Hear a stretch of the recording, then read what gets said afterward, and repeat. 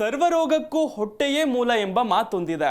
ದೇಹದ ಹಲವು ಸಮಸ್ಯೆಗಳಿಗೆ ನಮ್ಮ ಆಹಾರ ಪದ್ಧತಿ, ಜೀರ್ಣಾಂಗದ ಏರುಪೇರುಗಳು ಕಾರಣವಾಗ್ತವೆ. ಬೊಜ್ಜು, ಮಧುಮೇಹದಂಥ ಸಮಸ್ಯೆಗಳಿಂದ ಹಿಡಿದು ಎಷ್ಟೋ ಸಮಸ್ಯೆಗಳು ಕಾಡುವುದು ದೇಹದ ಚಯಾಪಚಯ ಸರಿಯಿಲ್ಲದ ಸಂದರ್ಭಗಳಲ್ಲೇ. ಹೀಗಾಗಿ ಜೀರ್ಣಾಂಗ ಆರೋಗ್ಯ ಕುರಿತ ಉಪಯುಕ್ತ ಮಾಹಿತಿ ಇಲ್ಲಿದೆ. ಸರ್ವರೋಗಕ್ಕೂ ಹೊಟ್ಟೆಯೇ ಮೂಲ ಜಾಗೃತೆ. ಜೀರ್ಣಕ್ರಿಯೆಯಲ್ಲಿ ತೊಡಕು ಅನಾರೋಗ್ಯಕ್ಕೆ ದಾರಿ. ಸರ್ವರೋಗಕ್ಕೂ ಹೊಟ್ಟೆಯೇ ಮೂಲ ಎಂಬ ಮಾತೊಂದಿದೆ. ಈ ಮಾತು ಸುಳ್ಳೇನಲ್ಲ. ದೇಹದ ಹಲವು ಸಮಸ್ಯೆಗಳಿಗೆ ನಮ್ಮ ಆಹಾರ ಪದ್ಧತಿಗಳು, ಜೀರ್ಣಾಂಗದ ಏರುಪೇರುಗಳು ಕಾರಣವಾಗುತ್ತೆ.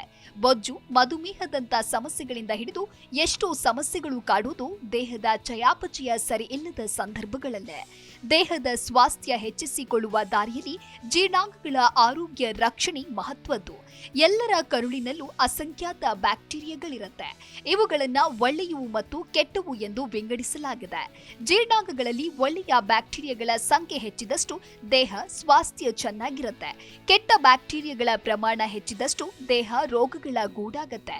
ಜೀರ್ಣಾಂಗಗಳ ಆರೋಗ್ಯ ಚೆನ್ನಾಗಿದ್ರೆ ತೂಕ ನಿರ್ವಹಣೆ, ಸತ್ವಗಳನ್ನ ಹೀರಿಕೊಳ್ಳೋದು, ಚೋದಕಗಳ ನಿರ್ವಹಣೆ, ಉರಿಯೂತ ನಿವಾರಣೆ, ಚಯಾಪಚಯ ಸರಿಪಡಿಸುವಂತ ಕೆಲಸಗಳು ಕಷ್ಟವಿಲ್ಲದೆ ನೆರವೇರುತ್ತೆ.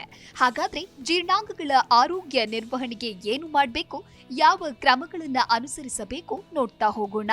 ಋತುಮಾನಕ್ಕೆ ಸರಿಯಾದ ಹಣ್ಣು ತರಕಾರಿಗಳು, ಕಾಯಿ ಬೀಜಗಳು, ಕಾಳು ಬೇಳೆಗಳು, ಇಡೀ ಧಾನ್ಯಗಳು, ಡೇರು ಉತ್ಪನ್ನಗಳಿಂದ ಆಹಾರ ಸಮೃದ್ಧವಾಗಿರಬೇಕು. ಇದರಿಂದ ಕರುಳಿನ ಒಳ್ಳೆಯ ಬ್ಯಾಕ್ಟೀರಿಯಾಗಳಿಗೆ ಬೇಕಾದ ಆಹಾರ ದೊರೆತು ಅವುಗಳ ಸಂಖ್ಯೆ ಹೆಚ್ಚಾಗತ್ತೆ. ಅಷ್ಟೇ ಅಲ್ಲ, ಕರುಳಿನಲ್ಲಿಯೂ ಒಳ್ಳೆಯ ಸೂಕ್ಷ್ಮಾಣುಗಳು ವೈವಿಧ್ಯಮಯವಾಗುತ್ತೆ. ಇದರಿಂದ ಬಗೆ ಬಗೆಯ ಪ್ರಯೋಜನಗಳಿವೆ. ಪ್ರಿಬಯಾಟಿಕ್, ಪ್ರೋಬಯಾಟಿಕ್ ಜೀರ್ಣಾಂಗಗಳ ಆರೋಗ್ಯ ನಿರ್ವಹಣೆಗೆ ಇದು ಪ್ರಧಾನ ಪಾತ್ರ ವಹಿಸುತ್ತೆ. ಹುದುಗು ಬಂದಿರುವಂತ ಮೊಸರು, ಮಜ್ಜಿಗೆಯಂತ ಆಹಾರಗಳು, ಹಸಿಯಾದ ಮೊಳಕೆ ಕಾಳುಗಳಂತ ಆಹಾರಗಳು ಅಗತ್ಯವಾದ ಪ್ರಿಬಯೋಟಿಕ್ ಮತ್ತು ಪ್ರೋಬಯೋಟಿಕ್ ಅಂಶಗಳನ್ನು ಒದಗಿಸುತ್ತೆ. ಕರುಳಿನ ಸೂಕ್ಷ್ಮಾಣುಗಳ ಸಮತೋಲನಕ್ಕೆ ಇದು ಅತಿ ಮುಖ್ಯ.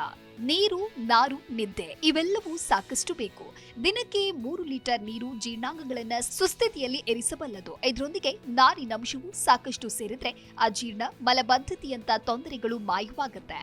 ರೆಸ್ಟ್ ಡೈಜೆಸ್ಟ್ ಎಂಬುದು ದೇಹಕ್ಕೆ ಚೆನ್ನಾಗಿ ಅರ್ಥವಾಗುವ ವಿಚಾರ. ಹಾಗಾಗಿ ದಿನಕ್ಕೆ 7-8 ತಾಸಿನಷ್ಟು ನಿದ್ದೆ ಮಾಡಿದ್ರೆ ಜೀರ್ಣಾಂಗಗಳ ರಿಪೇರಿ ಕೆಲಸ ಸುಲಭವಾಗಿ ನೆರವೇರುತ್ತೆ. ಆಹಾರ ಸೇವನೆಗೊಂದು ಕ್ರಮವಿದೆ. ಅಂದ್ರೆ ಗಡಿಬಿಡಿಯಲ್ಲಿ ಒಂದಷ್ಟು ಮುಕ್ಕಿ ಓಡೋದಲ್ಲ. ನೆಮ್ಮದಿಯಿಂದ ಕುಳಿತು ಚೆನ್ನಾಗಿ ಅಗಿದು ತಿನ್ನಿ. ಇದರಿಂದ ಅತಿಯಾಗಿ ತಿನ್ನೋದು, ಅಗತ್ಯಕ್ಕಿಂತ ಹೆಚ್ಚು ತಿನ್ನುವುದನ್ನೆಲ್ಲ ಕಡಿಮೆ ಮಾಡಬಹುದು. ಜೊತೆಗೆ ಆಹಾರ ತಿಂದ ತೃಪ್ತಿಯೂ ದೊರೆಯುತ್ತೆ. ಆರೋಗ್ಯಕರ ಎಣ್ಣೆ, ಗಾಣದ ಎಣ್ಣೆಗಳು ಅಥವಾ ಕೋಲ್ಡ್ ಪ್ರೆಸ್ ಮಾಡಿದ ಎಣ್ಣೆಗಳು ಬಳಕೆಗೆ ಹೆಚ್ಚು ಸುರಕ್ಷಿತ. ರಿಫೈನ್ ಮಾಡಿದ ಎಣ್ಣೆಗಳು, ಮರುಬಳಕೆಯ ಎಣ್ಣೆಗಳು ಸೂಕ್ತವಲ್ಲ. ಇಂಥವುಗಳಿಂದ ದೇಹದಲ್ಲಿ ಉರಿಯೂತ ಹೆಚ್ಚಾಗತ್ತೆ. ಹಾಗಾಗಿ ತಾಜಾ ಮತ್ತು ಆರೋಗ್ಯಕರ ಎಣ್ಣೆಗಳನ್ನೇ ಅಡುಗೆಗೆ ಬಳಸಿ. ಪಚನಾಂಗಗಳ ಆರೋಗ್ಯ ರಕ್ಷಣೆಗೆ ಇವು ಮುಖ್ಯವಾದವು. ಮಾನಸಿಕ ಒತ್ತಡ ಹೆಚ್ಚಿದಷ್ಟು ಜೀರ್ಣಾಂಗಗಳ ಏರುಪೇರು ಹೆಚ್ಚಾಗಲಿದೆ. ಇವೆರಡರ ನಡುವೆ ನೇರ ಸಂಬಂಧವಿದೆ. ಹಾಗಾಗಿ ಮಾನಸಿಕ ಒತ್ತಡ ನಿರ್ವಹಣೆಗೆ ಧ್ಯಾನ, ಯೋಗ, ಪ್ರಾಣಾಯಾಮ, ಆರೋಗ್ಯ ಹವ್ಯಾಸಗಳನ್ನ ರೂಢಿಸಿಕೊಳ್ಳುವಂತ ಕೆಲಸಗಳು ಒಳ್ಳೆಯ ಪರಿಣಾಮ ಬೀರುತ್ತೆ. ಇಂಥ ಕ್ರಮಗಳಿಂದಲೂ ಕರುಳಿನ ಆರೋಗ್ಯ ಸುಧಾರಿಸಬಹುದು. ಇವುಗಳು ಬೇಡ, ಪ್ರತಿದಿನ ಒಂದೇ ರೀತಿಯ ಆಹಾರವನ್ನ ಸೇವಿಸಬೇಡಿ. ಆರೋಗ್ಯಕರವಾದ ವೈವಿಧ್ಯಮಯ ಆಹಾರಗಳು ಜೀರ್ಣಾಂಗಗಳ ಸ್ಥಿತಿಯನ್ನ ಸುಧಾರಿಸುತ್ತೆ. ಸಂಸ್ಕರಿತ ಆಹಾರಗಳು ಬೇಡ, ಇದರಿಂದ ಕರುಳಿನ ಉರಿಯೂತ ಹೆಚ್ಚುತ್ತೆ. ಗಬಗಬ ತಿನ್ನೋದ್ರ ಬದಲು ಸಾವಧಾನವಾಗಿ ತಿನ್ನೋದನ್ನ ರೂಢಿಸಿಕೊಳ್ಳಿ. ಕೃತಕ ಸಿಹಿ, ರುಚಿ, ಬಣ್ಣಗಳೆಲ್ಲ ಉರಿಯೂತ ಹೆಚ್ಚಿಸುತ್ತೆ. ಬದಲಿಗೆ ನೈಸರ್ಗಿಕ ರುಚಿ, ಬಣ್ಣಗಳಿಗೆ ಆದ್ಯತೆ ನೀಡಿ. Desk bureau, Zee Kannada news.